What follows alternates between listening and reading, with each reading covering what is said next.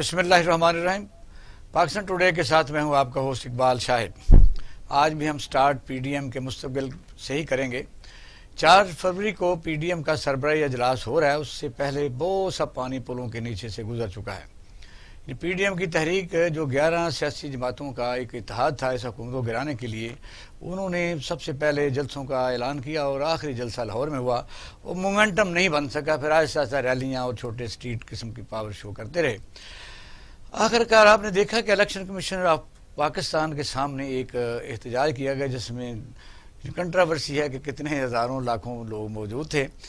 پھر بلال بھٹو زرداری صاحب کی جو انہوں نے کہا کہ ہم سینٹ کی الیکشن میں حصہ لیں گے، بائی الیکشن میں حصہ لیں گے، تو بات آگے بڑھتی گئی۔ لاسٹ اینڈ اس کو یہ کہہ سکتے ہیں کہ جب اس کو پی ڈی ایم کو سب سے اہم جو ڈنٹ پڑا وہ یہ تھا کہ اب ہم تحریک عدم اعتماد لائیں گے، اس پر ہم بات کرنا چاہتے ہیں، تو ہم پی ڈی ایم کے جو آئندہ اجلاس ہو اس میں بات کریں گے، جس سے بہت بڑی ریزرویشن اور انریسٹ ہوئی۔ اور مولانا فضل الرحمان صاحب بھی کافی غصے میں نظر آئے اور مریم نواز شریف صاحبہ نے اس پر کہا بڑی محتاط انداز میں کہ پی ڈی ایم کے جو اجلاس ہوگا اس میں ہم یہ بات کریں گے۔ حسن اقبال صاحب نے کہا کہ کیا ان کے پاس یہ بندے پورے ہیں؟ اگر عدم اعتماد کی تحریک آتی ہے تو میننگ دس کہ وہ ایک منتخب حکومت کے خلاف ہی آ سکتی ہے۔ اس کا مطلب سلیکٹڈ سے الیکٹڈ تک تو وہ آ گئے۔ آگے آپ دیکھیں کہ مریم نواز شریف صاحب اب بلاول بھٹو زرداری صاحب کی جو بہن ہے ان کی شادی پر بھی نہیں جا رہے، فاصلے بڑھتے جا رہے ہیں۔ پاکستانی قوم ان لوگوں کو دیکھ رہے ہیں کہ یہ ہمارے ساتھ کر کیا رہے ہیں، یعنی ہمارے نام کے اوپر تحریک چلانے والے کے عوام مہنگائی سے مر رہے ہیں، جہاں تک لوگوں کو پتہ ہے کہ ان لوگوں کا اس قسم کی مہنگائی سے سرے سے کوئی لینا دینا نہیں ہے۔ اس پر ہم بات کریں گے۔ دوسرا یہ ہے کہ کیا وزیر اعظم پاکستان کو وفاقی بیوروکریسی گھیر رہی ہے؟ اسی طرح کے مشورے، اسی طرح کی پالیسیاں، اسی طرح کے ایجنڈے، اسی طرح کی پرپوزل۔ آج کیبنٹ میٹنگ میں جب سیکرٹری خزانہ وفاقی نے یہ کہا کہ F9 پارک جو ہے اس کو ہم گروی رکھنے جا رہے ہیں، تو وزیر اعظم نے حیرت سے کہا کہ یہ تو لوگوں کے سیر و تفریح کے لیے ایک بہت اسلام آباد میں یہ کی تو جگہ ہے۔ تو انہوں نے کہا جی یہ سیریمونیل ہے۔ آپ نے دیکھا کہ پاکستان کے سارے اثاثے، موٹر ویز، ریڈیو پاکستان، سارے اثاثے سے پہلے گروی رکھے جا چکے ہیں، تو اب بھی وہی دوسری گیم شروع ہونے جا رہی ہے۔ اور دوسرا یہ پیپل پارٹی کے کچھ وفد نے وزراء سے ملاقات کی ہے، یہ ایک اہم خبر ہے، لیکن حسن اقبال صاحب کہتے ہیں اب بھی خوش فہمی میں مبتلا ہیں کہ ہم موزے تنگ کی طرح ایک لمبا لانگ مارچ کریں گے۔ انہوں نے موزے تنگ کی غالباً کتاب پڑھی ہوگی، وہ کتنے لوگ تھے، کتنی دیر تک وہ لانگ مارچ ہوتا رہا، تو کیا رزلٹ نکلے۔ پھر بعد میں جو قانون بنے، جو تبدیلی آئی، وہ آج تک چائنا کو ترقی دے رہی ہے۔ کیا یہ اپنا سابقہ جو عہد حکمرانی ہے اس قسم کی ہی دوبارہ یعنی کچھ چینج لانا چاہتے ہیں؟ پھر یہ ہے کہ اہم مسئلے پر بھی ہمارا پینل بات کرے گا، کیونکہ اس میں بڑے اہم ہمارے ساتھ سینئر تجزیہ کار موجود ہیں۔ بائیڈن نے افغان پالیسی میں بھی کچھ رد و بدل کیا ہے، کیونکہ جو بائیڈن جو ایڈمنسٹریشن ہے اس میں اس وقت اکثریت ہندو جو ہے ماہرین کی ہے، اور نائب صدر بھی آپ کہہ سکتے ہیں کہ اس کا بھی جو میکہ ہے وہ انڈیا ہی ہے۔ اور جیو دوول نے جو دورہ کیا ہے اس میں طالبان اور حکومت کے درمیان، یعنی افغانستان کی حکومت کے درمیان جو مذاکرات ہو رہے دوحہ میں، وہ اس کو بھی خطرہ محسوس کیا جا رہا ہے۔ اس پر ہم بات کریں گے۔ معظم علی خان صاحب سینئر تجزیہ کار ہمارے ساتھ موجود ہیں، اور ایئر مارشل انور محمود خان صاحب بھی ہمارے ساتھ موجود ہیں، اور اشرف باجوہ صاحب پاکستان مسلم لیگ نون سے ہمارے ساتھ بھی موجود ہیں۔ Welcome to the show.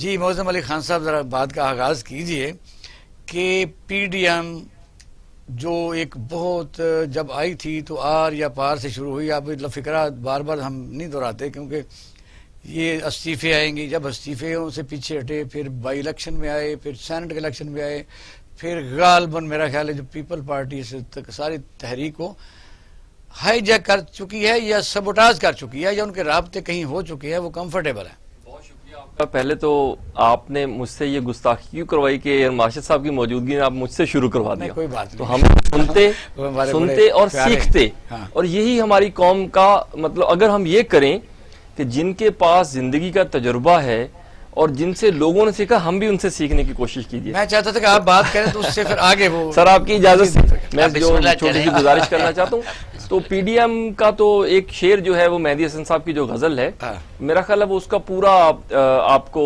Picture پیش کر دیتی ہے. وہ یہ ہے کہ جل بھی چکے پروانے، ہو بھی چکی رسوائی، اب خاک اڑانے کو بیٹھے ہیں تماشائی. تو یہ کون سی پی ڈی ایم؟ اب گائیڈ صاحب کا پوائنٹ ہے وہ لے لیں. ہاں ضرور لیں. بھائی صاحب پلیز، آپ سن رہے ہیں کہ پی ڈی ایم کا مستقبل، آپ تو الیکشن میں حصہ بھی لے رہے ہیں، بڑی جدوجہد سے نکلے تھے، بڑے لاؤ لشکر کے ساتھ، اب آر ہوگا یا پار ہوگا، اب پار ہی گزر گئے آپ، یعنی تو الیکشن میں بھی حصہ لے رہے ہیں، کل ماشاءاللہ سینٹ میں بھی لیں گے، پھر جیسے پیپل پارٹی کہے گی پھر چلتے جائیں گے، اور شادیوں میں نہیں جا رہے. کر کہہ رہے ہیں آپ؟ آپ کا بہت مشکور ہو کہ مجھے اور اس سے زیادہ بھی مشکور ہو کہ ایک شعر کے بعد ہی آپ نے مجھے وقت دے دیا. جی جی. گزارش یہ ہے کہ میں عرض کرتا ہوں کہ جو پی ڈی ایم جب بنی تھی تو اس وقت 26 نکات انہوں نے طے کیے تھے، اور یہ بڑی جرت کی اور حوصلہ مندی کی اور ایک بہت بڑے ویژن کی بات ہے. جن نکات پہ پی ڈی ایم کا اس پہ آپس میں اتفاق رائے ہوا، کیا کوئی شخص یہ مجھے کہہ سکتا ہے کہ جو 26 نکات پی ڈی ایم نے تحریر کیے تھے ہم نے کسی ایک نقطے سے بیک آؤٹ کیا؟ قطعی طور پہ بیک آؤٹ نہیں کیا. یہ بڑی جرت کی اور بڑے ویژن کی بات ہوتی ہے. پھر آپ نے چھپائے ہوئے کیا آپ نے 26 نکات چھپا کے کھیلتے ہیں. ہم نے اپنے پتے شو کیے، اور آج بھی یہ جو لوگ کہتے ہیں کہ پی ڈی ایم میں دراڑ پڑ چکی ہے یا پی ڈی ایم کی یہ خاک کی بات کرتے ہیں، خاک انشاءاللہ سر پہ اڑے گی اور عوام دیکھے گی کہ پی ڈی ایم کی تحریک پاکستان کی تاریخ کا ایک حصہ بنے گی، اور یہ سلیکٹڈ پاکستان کی جان چھوڑ کے چلے جائیں گے. اور جو لوگ جھوٹے وعدے کرتے تھے، جو جھوٹی باتیں کرتے تھے، ان کے اوپر خاک پڑے گی. ہم نے کبھی یہ نہیں کہا کہ ہم سب سے پہلے استعفے دینے جا رہے ہیں. ہم نے کہا کہ ہم جلسے کریں گے، ہم نے جلسے کیے. ہم نے کہا کہ ہم ریلیاں نکالیں گے، ہم نے ریلیاں نکالی. پھر ہم نے احتجاج کیا، پھر ہم نے کہا کہ ہم مارچ کریں گے، اور انشاءاللہ لانگ مارچ کریں گے. اور لانگ مارچ مکمل ہونے سے پہلے یہ لوگ ملک سے، لیکن آپ کے لانگ مارچ کا جو ٹائم اب میری نظر میں بنتا ہے وہ تو مئی بنتا ہے، کیونکہ جب عدم اعتماد کی تحریک پیش کریں گے تو ظاہر لا محالہ سینٹ کے الیکشن کے بعد ہی آپ کریں گے، اور سینٹ کے جو الیکشن ہے اپریل میں. بالکل ٹھیک ہے، بالکل. آپ بڑے سیزنڈ، بڑے ایکسپیرینسڈ تجزیہ کار ہیں، آپ بڑے اچھے اینکر ہیں، آپ کا بڑا ایک ویژن ہے. آپ نے یہ بالکل بات درست کی ہے. ہماری پی ڈی ایم نے یہ فیصلہ کیا ہے کہ ہم میدان کو خالی نہیں چھوڑیں گے، ہم ان کو فری ہینڈ نہیں دیں گے. اور جس طریقے سے پاکستان تحریک انصاف کے سربراہ جو سلیکٹڈ پرائم منسٹر ہے، جو کیبنٹ کے ساتھ میٹنگ نہیں کرتے، وہ میٹنگ کرتے ہیں اپنے معاونین کے ساتھ، اپنے اسپوکس پرسن کے ساتھ. ان کو سوائے اس کام کے کہ پی ڈی ایم کی تحریک میں کس طرح دراڑ ڈالی جائے، روزانہ کی بنیاد پہ اپنے بندوں کو ٹی وی پہ بھیجتے ہیں. ایک بندہ 9 بجے آتا ہے ٹی وی پہ، ایک 11 بجے آتا ہے، ایک 3 بجے آتا ہے، ایک 5 بجے آتا ہے، اور ایک رات کو 9 بجے آتا ہے. یہ پاکستان کی قوم کی خدمت نہیں کر رہے، یہ پاکستان کا بیڑا گرک پہ آئے تھے، یہ کر رہے ہیں. اگر ان کو موقع دے دیا تو یہ مزید پاکستان کی اکانومی کو برباد کر دیں گے. آج جو پاکستان کا جی ڈی پی ریٹ 6.5 تھا، آج مائنس کی طرف جا رہا ہے. ان کو چاہیے ڈاکٹر صاحب یہ تو لوگ سن کے کان پک گئے ہیں کہ 6.5 آپ کہتے رہتے ہیں. وہ حکومت کا یہ یعنی ان کا موقف ہے کہ آپ نے جعلی طریقے سے ڈالر کو سنبھالا ہوا تھا اور یہ وہی لینے کے دینے پڑے ہوئے ہیں. وہ تو یہ کہتے ہیں. میں اس کا جواب دیتا ہوں. اگر ہم نے جعلی طریقے سے ڈالا ہوا تھا تو ہم نے 55 روپے کی چینی 110 روپے میں نہیں بیچی. ہم نے ادویات ہم نے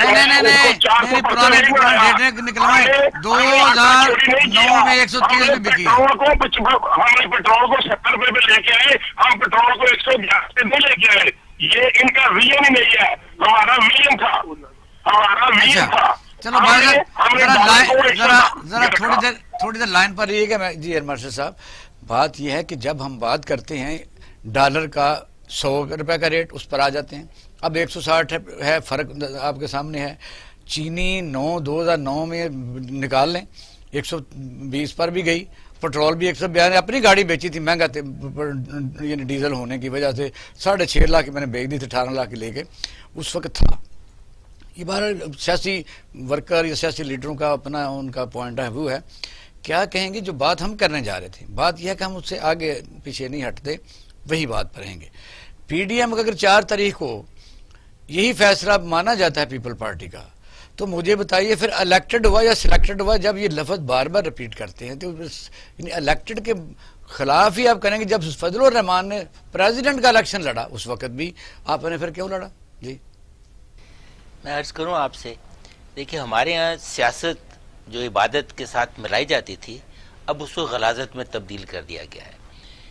ایک ملک کا پرائم منسٹر ہے، ایک طرف ایک ایٹمی طاقت انڈیا پاکستان کے وجود کو خطرے میں ڈالنا چاہ رہی ہے. افغانستان کو اتنا دوست نہیں ہے.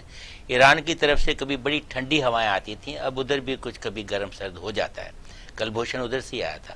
یعنی ہم چاروں طرف خوشحالی میں نہیں ہیں. اور اس میں یہ جو 10 سال جمہوریت ہوئی ہے پیپلز پارٹی اور نون لیگ کی، یعنی جو ہم نے 60-65 سال کا قرضہ تھا، اس سے 3 گنا قرضہ ہم نے اپنے ملک پہ چڑھا دیا. اب آپ گھر کی چیزیں بیچ کے سستا سامان لیں اور کہیں جناب آٹا سستا ہے، چینی سستی ہے، ڈالر کو آرٹیفیشلی آپ نیچے لے کے آئیں، تو آپ اپنے گھر میں خود یعنی گھر جلا کے دیوالی بنا رہے ہیں.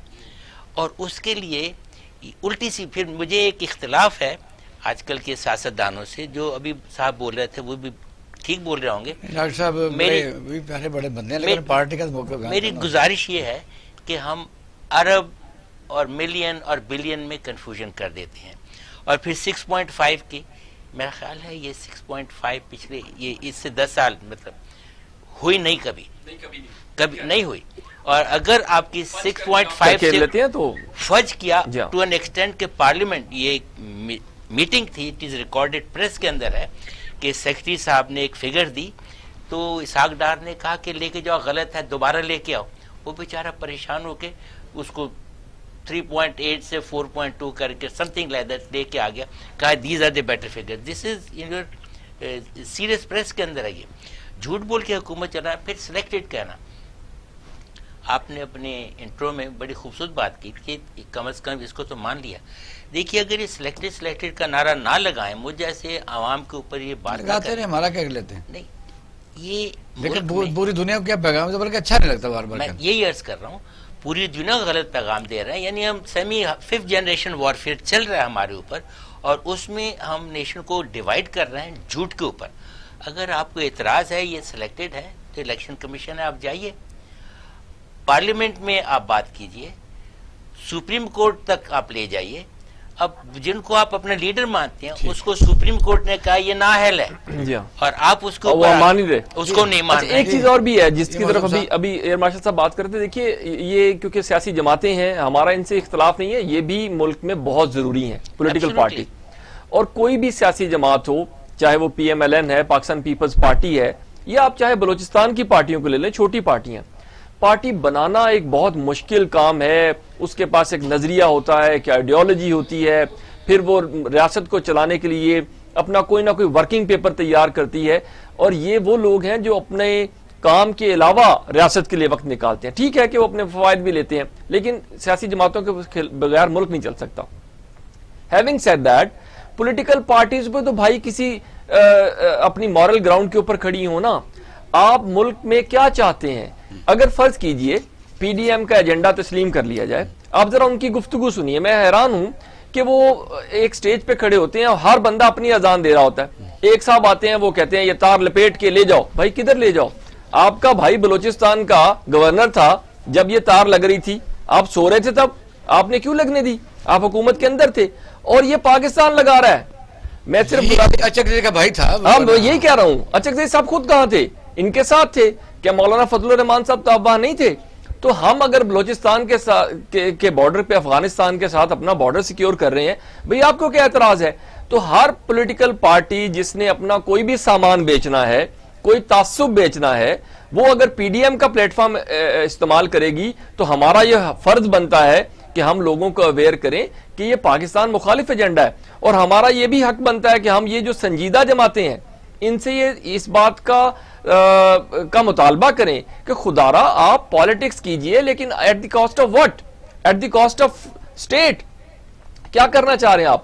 اچھا میں مثال کے طور پہ ہندوستان میں اس وقت بہت بڑا کرائسس ہے، اور جو آج ان کا یوم جمہوریہ تھا، آج کے دن انڈین جو کسان ہیں سکھ زیادہ تر، انہوں نے لال قلعے پہ جھنڈا جا کے لہرا دیا. یہ نہیں کہا کہ یہ مودی سلیکٹڈ ہے، حالانکہ ہندوتوا اتنا ایکسٹریم ہے نا سر. تو آپ اسی اسمبلیوں سے آپ چاہ رہے ہیں کہ آپ کے سینیٹر الیکٹ ہو جائیں، یا تو آپ سارے نظام کو کہیں کہ ہم اس کا حصہ نہیں بنتے. اور یہ کہہ رہے تھے ابھی ہمارے دوست آصف باجوہ صاحب، اب تو ماشاءاللہ وہ ڈاکٹر بھی ہیں، تو ڈاکٹر صاحب یہ ہمیں کہہ رہے تھے کہ جی ہم کسی پوائنٹ سے پیچھے نہیں ہٹے. بھائی آپ کسی پوائنٹ پہ آپ کھڑے ہی نہیں ہوئے. آپ نے یہ کہا کہ یہ وزیر اعظم گھر چلا جائے گا، آپ نے یہ کہا ہم اسمبلیوں کا حصہ نہیں رہیں گے، آپ نے یہ کہا کہ ہم استعفے دیں گے، آپ نے یہ کہا کہ ہم لانگ مارچ کریں گے. آپ نے کچھ بھی نہیں کیا. آپ نے یہ کہا کہ آپ الیکشن کا حصہ نہیں. ہم یہ کہہ رہے ہیں کہ آپ نے جو کچھ کہا تھا وہ آپ کی پالیٹکس غلط ثابت ہوئی ہے. بھائی سیاستدان تو دیوار میں سے رستہ بناتا ہے. آپ کیا کر رہے ہیں اپنے لیے، اپنے ملک کے لیے؟ تو میرا خیال ہے سیریسلی ان کو سوچنا چاہیے. ڈاکٹر صاحب بات آپ سن رہے تھے کہ وجہ یہ ہے کہ آپ کی دلیل کوئی بھی ہو، جب آپ فیصلہ کر چکے ہیں کہ یہ سلیکٹڈ ہے، اس کا مطلب اسمبلیاں بھی صحیح نہیں ہیں، انہوں نے ان کو وزیر اعظم بنایا ہے، تو وہ صحیح آپشن تھا ریزائن کا. تو پھر آپ اس میں ادھر ادھر نکل جاتے ہیں. اور بلکہ جو دو لوگوں نے جب استعفے جمع کرائے یا چلے گئے تو مریم نواز صاحبہ نے کہا کہ بھئی بے شک وہ غلطی سے چلیں گے، انہیں قبول کر لو. تو وہ بھاگے گئے وہ خدا آ رہا ہمارے استعفے منظور نہ کرنا. کیا کہیں گے؟ میں عرض کرتا ہوں، پہلی بات تو یہ ہے جو میرے ساتھ دوست فرما رہے تھے کہ انہوں نے جو ریزائن کیے یا ان کو ریزائن کرنے چاہیے تھے، ان کو ایک بات پہ نہیں آتے. میں عرض کرتا ہوں، جب 2014 میں پاکستان تحریک انصاف نے دھرنا دیا، ان کے اس وقت 30 ممبران تھے نیشنل اسمبلی کے. شاہ صاحب ذرا بات غور سے سنیے، 30 میں سے 22 ارکان نے صرف ریزیگنیشن دیے تھے نیشنل اسمبلی سے. 8 ارکان عمران نیازی صاحب کے بھاگ گئے تھے. انہوں نے عمران نیازی صاحب کے ورژن سے ڈس اون کیا اور انہوں نے ایگری نہیں کیا. نمبر 1. نمبر 2، اس بات کا مجھے جواب اب یہ دے کے جائے کہ اس وقت عمران نیازی صاحب نے صرف نیشنل اسمبلی کے 22 ممبران کے ریزیگنیشن کروائے تھے. ان کی گورنمنٹ تھی کے پی کے میں، اور کے پی کے میں انہوں نے استعفے نہیں دیے تھے.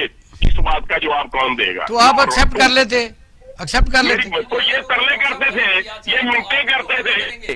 ڈاکٹر صاحب ہم تو عمران خان نیازی صاحب کی پالیٹکس کو نہیں دیکھیے باجوہ صاحب، سر ہم تو ان کی پالیٹکس کو ڈیفینڈ نہیں کر رہے، ہم تو کہہ رہے ہیں آپ اپنی سیاست ٹھیک کیجئے، آپ فالو کریں عمران خان کو. ہم نے ریلیوں کی بات کی، ہم نے ریلیاں کی، ہم نے یہ نہیں کبھی بھی کہا کہ ہم اس تاریخ کو ریزیگنیشن دینے جا رہے ہیں. ریزیگنیشن تمام آنریبل ممبران کے ہماری پارٹی کی لیڈرشپ کے پاس جمع ہے. ہم جب سمجھیں گے، جب پی ڈی ایم یہ سمجھے گی کہ یہ مناسب وقت آ گیا ریزیگنیشن کا، تو ہم اس وقت ریزیگنیشن دے دیں گے. پی ڈی ایم نے جو نکات دیے تھے، ہم کسی ایک نقطے سے پیچھے نہیں ہٹے.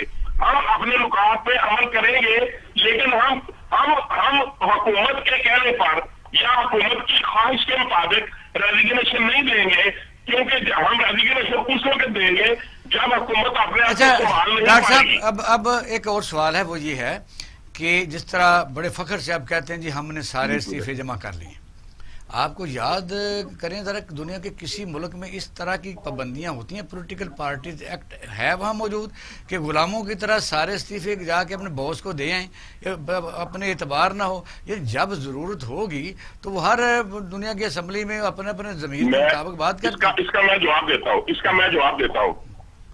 یہ بالکل آپ نے بہت اچھا کوشچن کیا تاکہ میں اس کے کلیریفیکیشن دے سکوں. عرض یہ ہے کہ جب کسی ملک میں پارٹی سسٹم ہوتا ہے،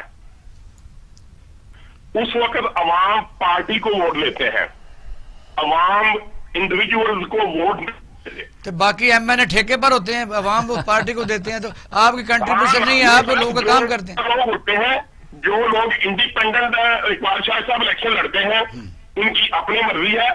لیکن یہ ابھی آج سے چند دن پہلے جب سینٹ گورنمنٹ گئی کہ سینٹ کا الیکشن اوپن ہینڈ کے ساتھ ہونا چاہیے، تو ورڈکٹ دے دیا پاکستان سپریم کورٹ کے فاضل جج صاحب نے. उन्होंने कहा कि मेरा वर्डिक्ट ये है कि क्योंकि जो भी आदमी किसी निशान पे लड़ता है, किसी पार्टी के मैनिफेस्टो पे लड़ता है, वो पार्टी के फैसलों का पाबंद है। ये पाकिस्तान सुप्रीम कोर्ट का वर्डिक्ट है। इसलिए हम सुप्रीम कोर्ट के बड़े फैसलों को बड़ा सराहते हैं, उनका एहतराम भी करते हैं, बल्कि डरते हुए भी एहतराम करते हैं। मैं ये कहता हूं कि क्या आदमी को बिल्कुल ओपन होकर वोट देने में कौन सी दुश्वारी है कि भाई वो हाथ खड़ा करेगी मैं मुस्लिम लीग नून के साथ। नहीं, अगर डॉक्टर साहब की ये बात मान ली जाए तो फिर तो खत्म कर दीजिए ना आप सारा, आप MNA के इलेक्टोरल कॉलेज को खत्म कर दीजिए और सारा पोल जब सारा वोट पार्टी को पड़ता है। जी आप मुकम्मल कर लें, आता हूँ। जी डॉक्टर साहब, मैं समझता हूँ कि जब ये बात करते हैं ना कि जी सुप्रीम कोर्ट ने इस तरह किया या उस तरह किया, बात ये है कि पाकिस्तान में जो अदारे हैं, पार्लिमान है और उसके बाद अदलिया है और उसके बाद इंतजामिया है। अच्छा अगर एक मिनट रुकिएगा सर, अगर आप ओपन हेड ये इलेक्शन मुनक्किद करवाना चाहते हैं। एक मिनट रुकिए जी, बादशाह साहब बात कर रहे हैं सर, प्लीज जरा थोड़ा सा डॉक्टर साहब जरा टाइम दीजिए, 1 मिनट लाइन पर रही थी। देखिए अभी मौसूफ ने फरमाया कि देखिए जिस मुल्क में पार्टियां होती हैं तो वहाँ लीडरशिप को दिया जाता है। मैं इससे इख्तिलाफ बादब करना चाहता हूँ, ये जमहूरियत की स्पिरिट के खिलाफ है। दो मोटी बातें कर लेते हैं।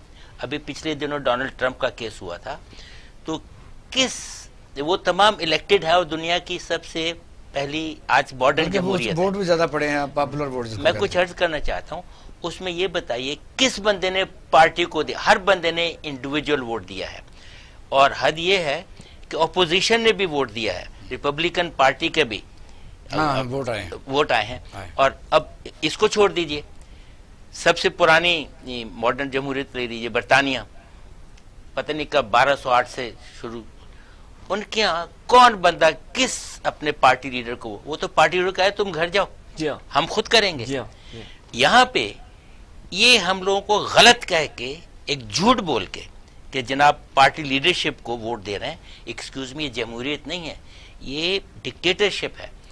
यानी मैं आपको एक मिसाल देता हूँ, एक साहब हैं, वो पार्टी के हेड हैं, ही वॉज टू यंग इससे पॉलिटिक्स में आते, चूंकि वो पार्टी के हेड थे, वो अगर चाहते तो एक सिटिंग प्राइम मिनिस्टर को घर भेज सकते थे, क्योंकि पार्टी का हेड होकर वो पार्टी से निकाल सकते हैं। मुझे बताइए, अ मैन इलेक्टेड हमारे आपके वोटों से, एक बंदा घर में बैठ के जो पार्टी का भी मेंबर नहीं है वो कर सकता है।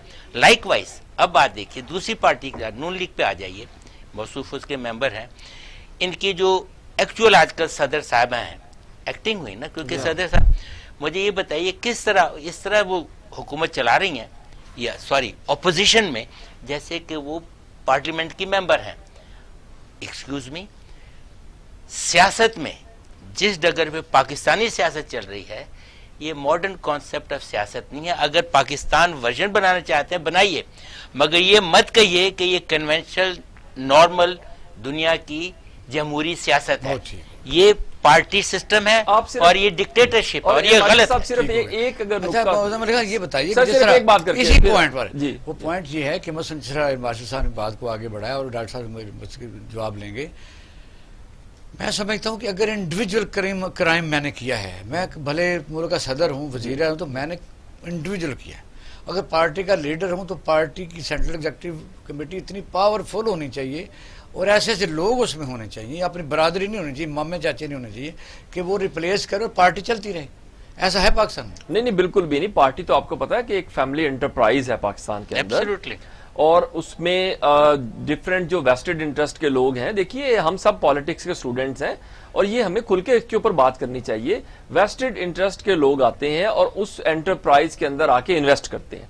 आपको फंड चाहिए होते हैं, जिस तरह से अभी तहरीक इंसाफ को कहा जा रहा है आपने फंडिंग ली है, ये सारे लोग उस फंड से लेते हैं और उन फंड को इस्तेमाल करते हुए जो पब्लिक ओपिनियन होती है उसको मोबिलाइज करते हैं। उसी की बुनियाद के ऊपर इंतखाबात लड़े जाते हैं, मैनेजमेंट की जाती है किसी पार्टी के। आप मुझे बताइए, राजा जफरुल हक साहब के पास बड़े मोहतरम है, कितने सीनियर पॉलिटिशियन है, उनके पास कोई इख्तियार है कि वो किसी के मुआवजे के लिए कार्रवाई का आगाज कर सके? کیا پاکستان پیپلز پارٹی میں کوئی سوچ سکتا ہے کہ وہ آصف علی زرداری صاحب یا بلاول بھٹو کے خلاف کسی قسم کا کوئی موشن لے آئے کہ آپ نے یہ کرائم کیا تھا تو آپ پرسنلی ذمہ دار ہیں, پارٹی کو نہ گھسیٹیے؟ کیا مولانا نے تو سینئر ترین لوگوں کو نکال دیا پارٹی سے. اور کہاں ہوتا ہے, آخری بات سر, کہاں ہوتا ہے J U I S, J U I F, P M L N? یار خدا کا نام لے یار. ڈاکٹر صاحب بریک پر جا رہے ہیں, 1 لائن جواب دیجئے جو ہمارے دوستوں نے بات کی ہے. دیکھیے میں عرض کرتا ہوں, انہوں نے جو باتیں کی ہیں اس کا ایک ہی بات کا جواب ہے.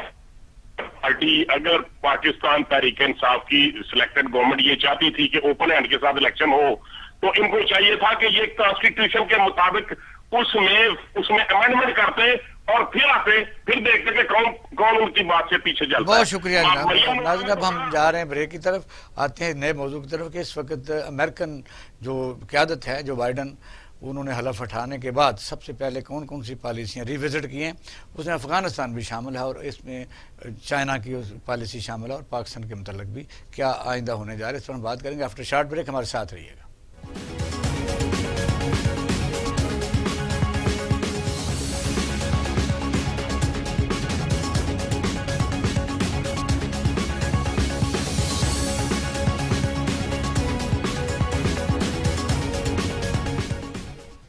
ویلکم ناظرین, آپ پروگرام دیکھ رہے ہیں پاکستان ٹوڈے, اور ہم بات کر رہے تھے امریکہ کی جو نئی قیادت ہے, جو بائیڈن نئے صدر آئے ہیں, انہوں نے ظاہر ہے ایک ڈیموکریٹس ہیں, تو ڈیموکریٹس کے دور میں ہمیشہ یہ تاریخ کا ایک حصہ ہے کہ زیادہ ملکوں میں جنگیں لگی ہیں اور جو امریکی جنگی ہارڈ ویئر ہے اس کی پھر سیل شروع ہو جاتی ہے. سیل کا ایک ہی طریقہ ہے کہ جنگیں لگی رہیں. پہلا تو یہی تلخ تجربہ ہے, دیکھیں کیا بنتا ہے. اور یہی جو بائیڈن صاحب 2 دفعہ نائب صدر رہے, اس دوران میں جنگیں لگتی ہیں, پاکستان کو بھی اس سے کافی تلخ یادیں وابستہ ہیں. اس وقت صورتحال یہ ہے کہ افغانستان میں جو طالبان اور افغان حکومت کے درمیان جو مذاکرہ دوحہ میں ہو رہے تھے وہ بھی ایک تعطل کا شکار ہو گئے ہیں.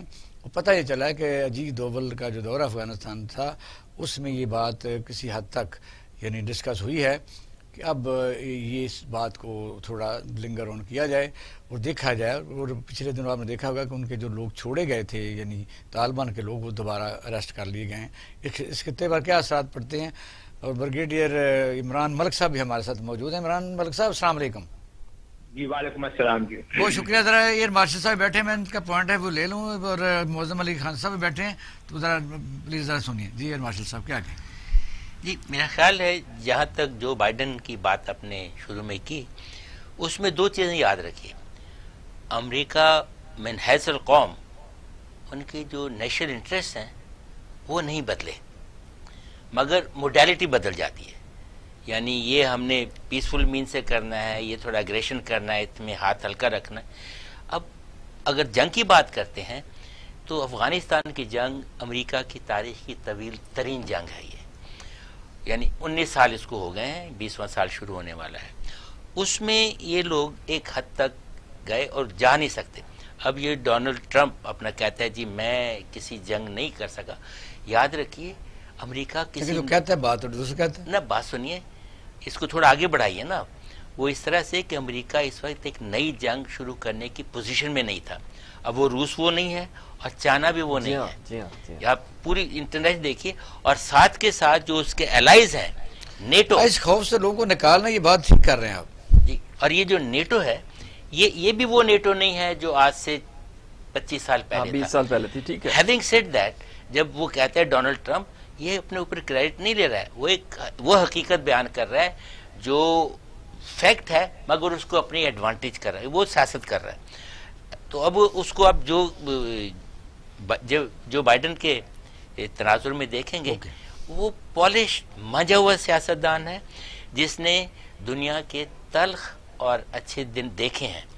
30 سال سینٹ میں رہنا, 8 سال وائس پریزیڈنٹ رہنا بہت بڑا تجربہ ہے.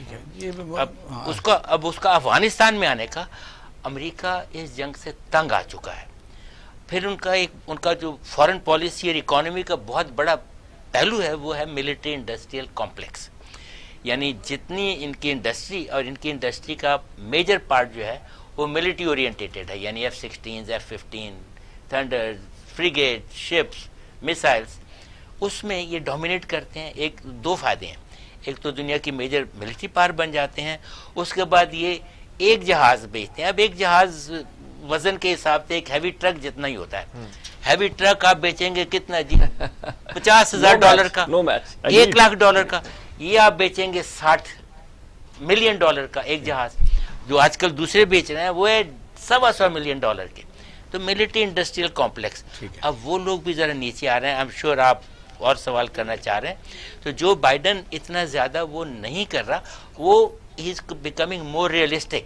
اور باقی شروع میں آپ نے کہا تھا کہ یہ ہمارے پریس کی ایک مس انفارمیشن ہے کہ ڈیموکریٹس کے زمانے میں یہ ہوتا ہے اور ریپبلک کے زمانے میں یہ ہوتا ہے.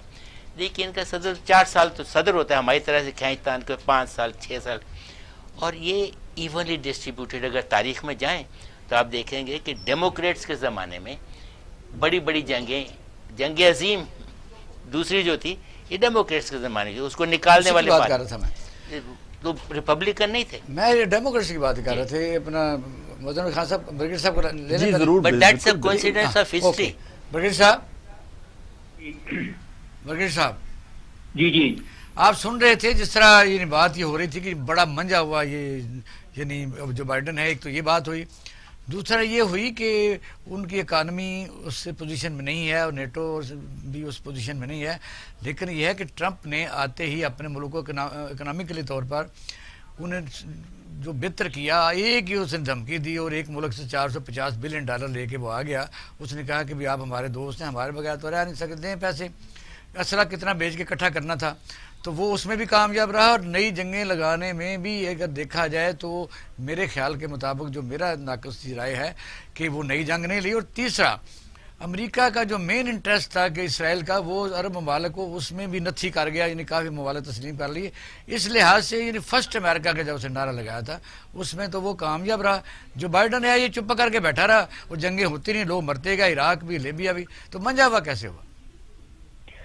دیکھیے ایک بات تو پہلے میں یہاں یہ کر دوں کہ یہ جو ہم سمجھتے ہیں کہ ٹرمپ نے سعودی عربیہ کے ساتھ $450 بلین کا جو اس نے وہ ایگریمنٹ کیا ہے ہتھیار بیچنے کا, یہ $450 بلین اگلے کوئی 10-15 سال کے اندر یہ سب کے سب جو ہے یہ سارا جو ایگریمنٹ ہے یہ اگلے 10 سال کم از کم 10 سال تک پھیلا ہوا ہے.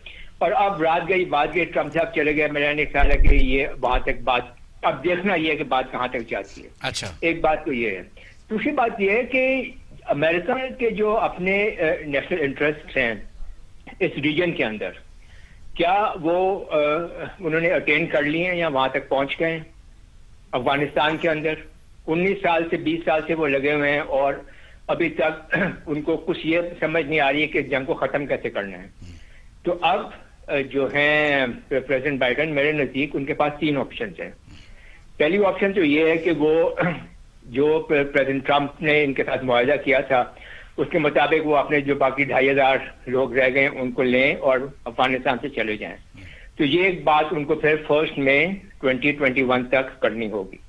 ایک آپشن تو یہ ہے, اور اس کے جو پھر نتائج ہوں گے, نتائج یہ ہوں گے کہ بھئی اس وقت تک یہ انٹرا افغان ڈائلاگ بھی اپنے منطقی انجام تک نہیں پہنچا ہوگا, اور ٹوٹل افغانستان کے اندر جو ہے ایک پاور اسٹرگل شروع ہو جائے گا, اور انٹرنل انریسٹ ہوگا اور امپلوژن ہوگا, اور خدشہ یہ ہے کہ یہ بیلکنائز ہو جائے گا, یہ ٹکڑوں ٹکڑوں میں بٹ جائے گا. ایتھنک سیکٹیرین اور لائنس کے اوپر اس کے ٹکڑے ہو جائیں گے, اور وارڈ لاٹ بھی اپنے ہوں گے. اور اس کے بعد ہمیں بھولنا نہیں چاہیے کہ دنیا جہان کے سب سے زیادہ ٹیررسٹ گروپس بھی اس وقت افغانستان میں ہیں, وہ بھی اپنا کردار ادا کریں گے. تو اتنا بڑا گھسمبا بنے گا کہ افغانستان سنبھل ہی نہیں سکے گا. تو امریکہ کو یہ دیکھنا ہے کہ وہ کتنا رسپانسبل اپنا وڈرال کرتا ہے افغانستان سے, اور جب جائے تو بہتر یہ ہے کہ افغانستان میں امن ہو اور تمام لوگ پیسیفائڈ ہوں. نہیں, کیا امن جو ہے یہ امریکہ کی خواہش ہے, یہ وہ کوشش کرے گا, کیونکہ جو پچھلے دنوں جو عزیز دوول کا وہاں دورہ ہوا ہے, اور ادھر مودی جو ہمارے مڈل ایسٹ میں زیادہ طریقے سے انفلوئنشل ہو رہا ہے, اس لحاظ سے تو کون سے مسائل کا سامنا ہمیں کرنا پڑ سکتا ہے, یا ہم پھر بھی خوش فہمی میں ہی رہیں؟ نہیں, ایک سیکنڈ, اگر میں اپنی بات مکمل کروں میں جلدی کر لیتا ہوں مکمل. کوئی بات. دوسری آپشن ان کے پاس یہ ہے کہ وہ پریزیڈنٹ ٹرمپ کی جو یہی پالیسی ہے اس کو چلا دیتے ہیں, اور اس کو آگے اور چلانا شروع کر دیتے ہیں, جیسے کہ جی دوول صاحب کی ابھی جیسے آپ بات کر رہے ہیں ان کی خواہش ہے کہ امریکن یہیں پہ موجود رہیں اور یہ سلسلہ چلتا رہے، مگر اس کا نتیجہ یہ ہوگا کہ افغان طالبان جو ہیں وہ متنفر ہو جائیں گے امریکہ سے، اور پھر دوبارہ سے امریکہ کے خلاف ان کی جنگ شروع ہو جائے گی۔ تو تیسری آپشن ان کے پاس یہ ہے جو میرے خیال میں زیادہ پروڈنٹ ہے، وہ یہ کہ یہ اس تمام معاملے کو 1 سال تک کے لیے ملتوی کر دیں، اپنے وڈرول جو ہے۔ نہیں لیکن طالبان کے جو آدمی ہیں انہوں نے رہا کیے تھے وہ تو دوبارہ پکڑ لی 400 بندہ، وہ تو ہوئے تو سلسلہ جو ان کا خیر چلتا رہے گا۔ اور اگر اس 1 سال میں افغان ڈائیلاگ جو ہے وہ کسی منطقی انجام تک پہنچتا ہے اور یہ جو باقی ٹیررسٹ گروپس جو ہیں ان کو بھی ان کا بھی کلا کما کر دیتے ہیں، تو پھر ایک سچویشن ایسی بن سکتی ہے کہ جب وہ یہاں سے جائیں تو افغانستان میں بھی امن ہو اور ریجن میں بھی امن ہو۔ جی ٹھیک ہے۔ تو اب پریزیڈنٹ جوزف بائیڈن نے یہ دیکھنا ہے کہ ان 3 آپشنز میں سے اس نے کون سی آپشن اپنانی ہے، اور ابھی تک انہوں نے کوئی فیصلہ نہیں کیا۔ ابھی تک انہوں نے صرف یہی بات کہی ہے افغان طالبان کو کہ ہم جو معاہدہ ہوا تھا دوحہ میں آپ لوگوں کے ساتھ امریکہ اور طالبان کا، ہم اس کو ریویو کریں گے، اور جب وہ ریویو کریں گے تو پھر ہی وہ کسی ایک فیصلے پہ پہنچیں گے۔ تو ان 3 آپشنز کے علاوہ شاید اگر کوئی اور آپشن ہو وہ تو یہی ہو سکتی ہے کہ ریجنل کنٹریز کو بھی وہ ملائیں، چائنا، رشیا، ایران، پاکستان کو ملائیں اور کوئی ایک ریجنل سولوشن نکالنے کی کوشش کریں۔ آپ کا بہت اچھا آپ کا کالم بھی چھپا ہے یہ انگلش اخبار میں، تو ذرا اگلے سوال کی طرف برگیڈ صاحب جانا ہے، ذرا 1 منٹ لائن پر رہیے گا۔ جی معظم علی شاہ صاحب، آپ معظم علی خان صاحب بتائیے کہ اب جو انڈین انفلوئنس ہے، اس بات اور کرنی ہے کہ انڈیا کے وہ یوم جمہور پر بھی کرنی ہے، لیکن انڈین جو اس بڑی تعداد میں as a advisor, as a security, as a administration وہ انڈکٹ ہو گئے، اس میں تو پالیسی میں اثر انداز ہو سکتے ہیں۔ اچھا، میں اس بات کو پہلے بھی سوچ رہا تھا، جس طرح سے آپ دیکھ رہے ہیں، جس طرح سے ہمارے بہت سے پاکستانی دوست دیکھ رہے ہوں گے کہ ہندوستان کا انفلوئنس جو ہے وہ بہت بڑھ رہا ہے اس نئی ایڈمنسٹریشن کے اندر، تو ہمیں خود بھی اس کے اوپر ذرا تھوڑا سا غور کرنا چاہیے کہ اس کی وجہ کیا ہے۔ دیکھیے، کہاں آپ کو لگتا ہے کہ جو این آر آئیز ہیں، جو انڈین نان ریزیڈینشیل انڈینز ہیں، ان کے متعلق وہاں ہندوستان کے اندر رائے کیا ہے؟ کیا ہمارے ہاں بھی پاکستان میں ویسی رائے پائی جاتی ہے؟ جو اوورسیز پاکستانی ہیں، ہم ان کو کس طرح سے ٹریٹ کرتے ہیں؟ کس طرح سے ٹریٹ کرتے ہیں آپ بتائیے۔ 1-2 بندے اگر یہاں پہ ہم انڈکٹ کرنا چاہیں باہر سے آئے ہوئے تو ہم یہاں طوفان کھڑا کر دیتے ہیں۔ ہمارا دل کرتا ہے کہ یہ امریکہ کا سٹرکچر ہے، سر، امریکن نظام ہے، اس میں سارے پاکستانی تو نہیں ہو سکتے، اس میں سارے ہندوستانی بھی نہیں ہو سکتے۔ اچھا دیکھیے، وہاں اس میں اتنی گنجائش موجود ہے۔ ہمارے ہاں تو ایک زلفی بخاری آ گئے، ایک موعید، ہمارے ہی لوگ ہیں، ایک موعید یوسف آ گئے، تو ہم نے یہاں پہ ایک کوہرام مچایا ہوا ہے کہ پتہ نہیں ہماری پالیسی کو، وہ تو نہیں کہہ رہے کہ ہندوستان اٹھا کے لے جائے گا، وہ یہ بھی نہیں کہہ رہے کہ پاکستان اٹھا کے لے جائے گا۔ تو ایک تو تھوڑی پروڈنٹ اپروچ اپنانی چاہیے۔ دنیا اب ایک گلوبلائز، جہاں سے آپ کو چلو اپنا لیتے ہیں۔ اچھا، اب گزارش آ گئی ہے، یہ پالیسیز جو ہیں جو انڈینز وہاں پہ لیے ہیں، انہوں نے وہ اس لیے نہیں لیے کہ وہ ہندوستان کے اوریجن سے ہیں، وہ ایکسپرٹ ہیں اپنے اپنے معاملات کے اندر۔ گوگل کا اگر گزارش سنیں نا سر، دیکھیے ہمارے ڈر، میں اس بات ہم اصل میں نتیجہ اخذ کر لیتے ہیں، ہم نتیجہ اخذ کر لیتے ہیں شروع میں، چونکہ وہ ہندوستان کے اوریجن کا ہے اس لیے ساری پالیسی انڈیا چلی جائے گی۔ بھئی یہ کیسے ممکن ہے؟ اگر پاکستان کے اوریجن کے 10 لوگ بھی وہاں بیٹھے ہوں تو وہ پرو پاکستانی پالیسی ساری نہیں بنوا سکتے۔ ایک دوسرا، ہمیں یہ ایک موقع مل جائے گا کہ جب کوئی ہندوستان کی پالیسی، انڈیا امریکنز کی پالیسی اس طرح کی آئے گی تو ہمارے پاس ایک بہت مضبوط سٹیٹمنٹ ہوگی کہ کیونکہ انڈینز وہاں ہیں تو ہمارے پاس ایک اسکیپ گارڈ ہوگا۔ لیکن ہمیں کرنا کیا ہے؟ ہمیں دیکھیے، امریکن پالیسی بنائیں گے امریکہ کے انٹرسٹ میں، انڈیا کے انٹرسٹ میں نہیں بنائیں گے۔ ہمیں اس بارے میں کنفیوز نہیں ہونا چاہیے۔ ہمیں تو یہ دیکھنا ہے کہ ہم نے امریکنز کو کہاں انگیج کرنا ہے، ان کے انٹرسٹ کو کہاں لا کے دیکھنا ہے، اپنا انٹرسٹ کیسے نکالنا ہے۔ افغانستان میں کسی ملک کی جرت نہیں ہے کہ اپنی فوجیں بھیجے۔ ہندوستان کرے گا یہ جرت؟ اجیت دوول 10 دورے کر لے، بھائی وہاں پہ تو امریکن محفوظ نہیں تھے جن کی اتنی جدید فوج تھی، یہ تو کشمیر میں چائنا کے بارڈر کے اوپر روز جوتے کھا رہے ہیں ان سے، ان کی کیا مجال وہاں پہ آ کے بیٹھے؟ یہ پاکستان تھا جس نے قربانی دی ہے، اور پاکستان ہے جو اب تک قربانی دے رہا ہے، سب سے زیادہ ہم نے سفر کیا ہے۔ اپنا مقدمہ مضبوط ہو کے پیش کریں، ہمیں کیا فرق پڑتا ہے؟ 20 انڈینز اور لے لیں، ایکسپرٹ ہے نا وہ، بھائی کسی نہ کسی کے پریشان نہ۔ جو یوم جمہور ہے اور انڈین کسان جو ہے سڑکوں کے اوپر ہیں اور انہوں نے لال قلعے پر جھنڈا بھی لہرا دیا ہے، کیا یہ سمجھتے ہیں کہ یہ ایک محدود سا واقعہ ہے یا اس کے اثرات یا آگ پورے ہندوستان میں پھیل سکتی ہے؟ میں معظم علی صاحب کی بات تھوڑا سا آگے بڑھاؤں، اس سے کنیکٹ کرتا ہوں۔ جی ایک ہی منٹ. میں ان کی بات سے 100% اگری ہی نہیں کرتا، بلکہ میں چاہتا ہوں کہ ہم من حیث القوم امریکہ کو اور امریکن انڈین نژاد لیڈرشپ کو امریکن کی نظر سے دیکھیں. جب آپ وہاں امریکن ہو جاتے ہیں تو ان کی ڈیپ اسٹیٹ کو دیکھیں. اب اتنی افیکٹو ہے، حد یہ ہے کہ سٹنگ پریزیڈنٹ کو انہوں نے ایک طرح سے معاف کر دیا تھا. اب جو بائیڈن نے جو اپنا ڈیفینس منسٹر بنایا ہے، ہی از اے کلرڈ مین. وہ کسی سروس کا چیف نہیں تھا، سینٹرل کمانڈ کا چیف تھا، اور اس حساب سے پیسے تھے وہ پرو پاکستان ان دا سینس کہ اب ہمارے ساتھ تو ہینڈ ان گلو ہو گیا نا جب ہو گیا. آپ اس بات کو تھوڑا اور آگے بڑھائیے. یہ انڈین ڈیاسپورا جو ہے، یہ امریکہ میں جو بھی مائنورٹیز ہیں، یہ ایک ایوریج انڈین جو ہے ایک ایوریج امریکن سے زیادہ پڑھا لکھا ہے، زیادہ امیر ہے، اور زیادہ اثر اور رسوخ رکھتا ہے. تو یہ ایک دم نہیں ہوا.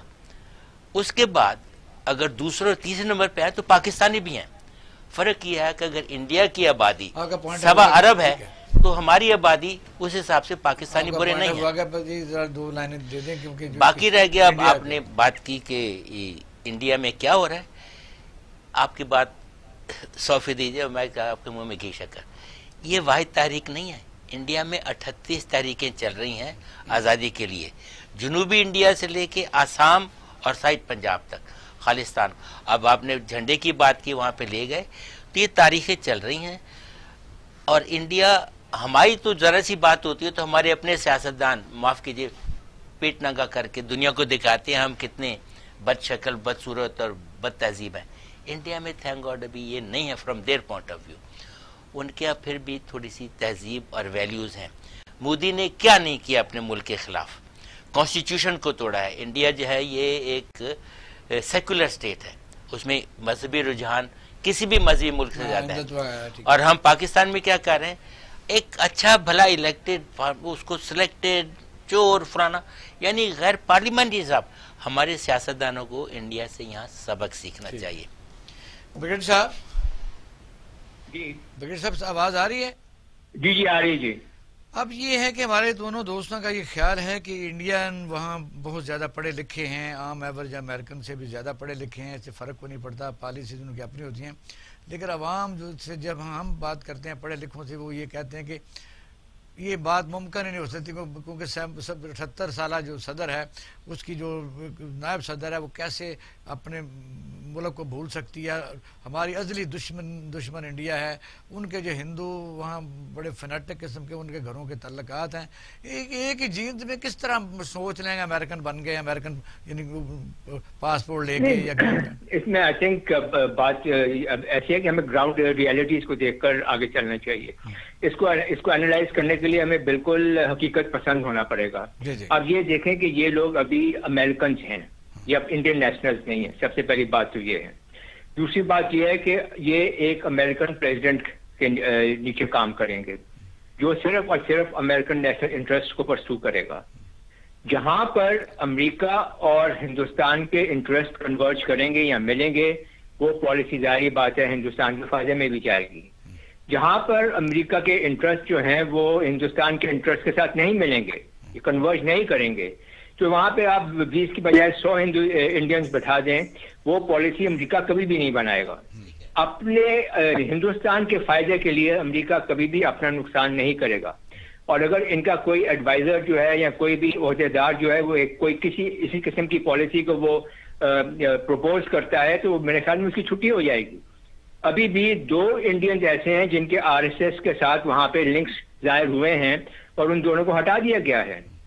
تو ہمیں یہ بات یقین سے سمجھنی چاہیے کہ وہاں پہ یہ لوگ جو بھی کام کریں گے بنیادی طور پر امریکن نیشنل انٹرسٹ کو سیکیور کرنے کے لیے ہوگا. اور اگر امریکن نیشنل انٹرسٹ کو سیکیور کرتے ہوئے ہندوستان کا فائدہ ہوتے تو سو بی اٹ.